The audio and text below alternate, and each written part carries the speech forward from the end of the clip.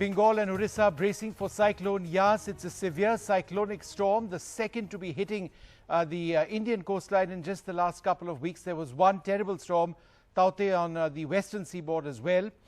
But Storm Yaas, or cyclonic storm Yaas, in fact, it's a severe cyclone now. You can see these images near real-time animation of Yaas. It's quite likely to intensify into a very severe cyclonic storm as it makes landfall on the 26th of May. That is tomorrow, early morning, approximately 5:36 in the morning, and reach northwest Bay of Bengal near the North Odisha and West Bengal coasts.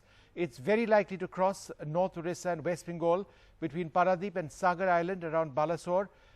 In fact, an update during noon tomorrow. So about noon, it was initially thought to be a bit earlier.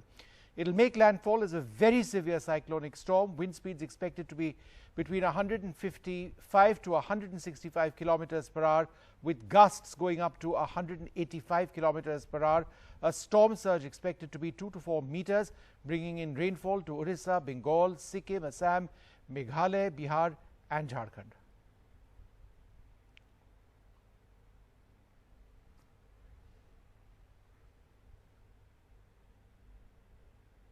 Time, and the worst place you could be at is a kacha house with a thatched roof and earthen walls. But living in tall buildings when cyclones hit them is also not a very pleasant task. I'm in a complex with buildings that go up to 15-16 stories, and last time when Amphan hit, it was an experience not to be forgotten. It was actually very scary. I stay in a high-rise with 21 floors and I am on the 14th floor. Whole building was swaying to and fro. Really? Yeah. Like an earthquake? Like an earthquake. It was really scary.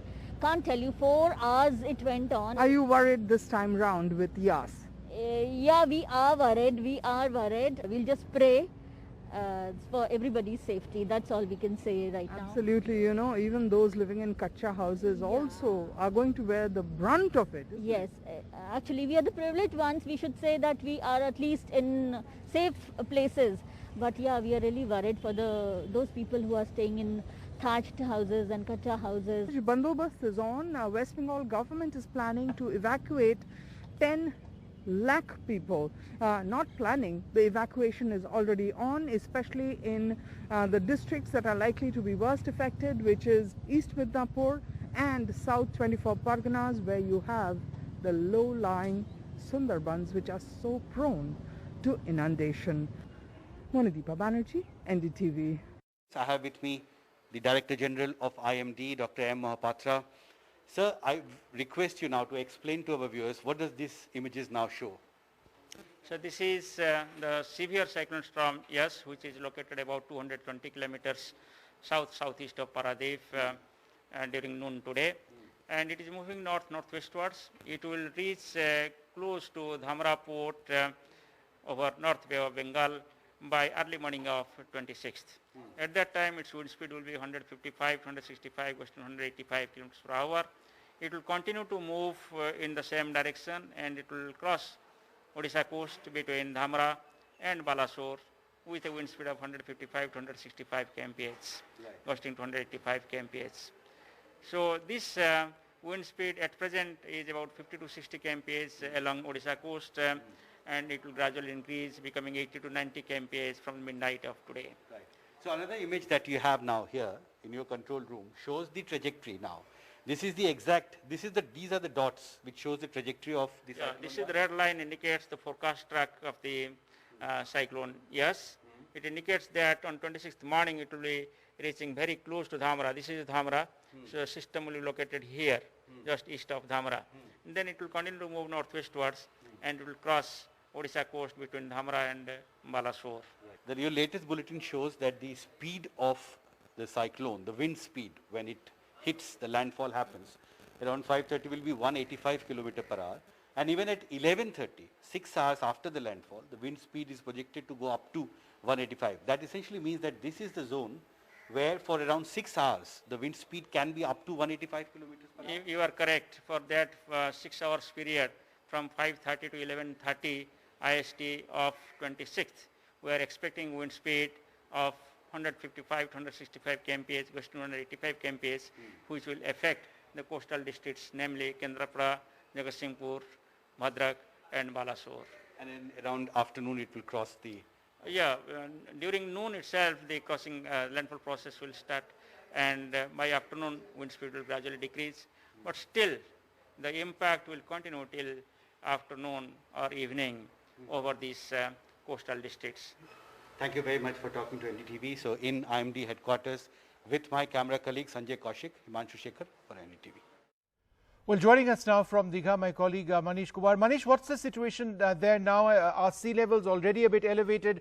Tell us a little bit about, say, evacuations, preparations, that sort of thing.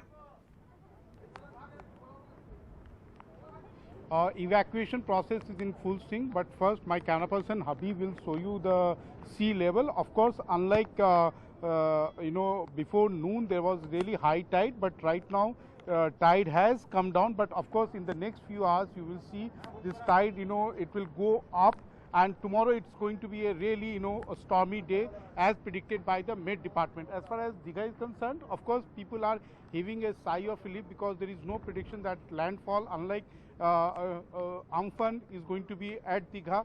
So people are gradually coming out because there is rains is playing hide and seek. So and so far the weather is by and large is clear. So people are coming in large numbers to just have a glimpse of sea because they know tomorrow is going to be out of bounds. Of course, NDRF and SDRF Jawans are patrolling the seaside and they are requesting people to go back home. Of course, it's a corona time also, the lockdown is also being enforced, but you can't stop the local people. Of course, this time, taking the lessons from last year, Amphan, Chief Minister Mamata Banerjee has deputed two ministers, two cabinet colleagues to camp here. And they have claimed some time back that they have taken a lot of steps like, tree branches are being cut so that, tomorrow there is no road blockade in and around Digha. And besides that, electricity department officials as well as, other technicians, they are on the standby. So people don't have to suffer the power outrage or power blackout for long. Vishnu. All right, thanks very much, Manish, and take care over there. The wind speeds are going to build up very, very fast indeed. Thanks very much indeed.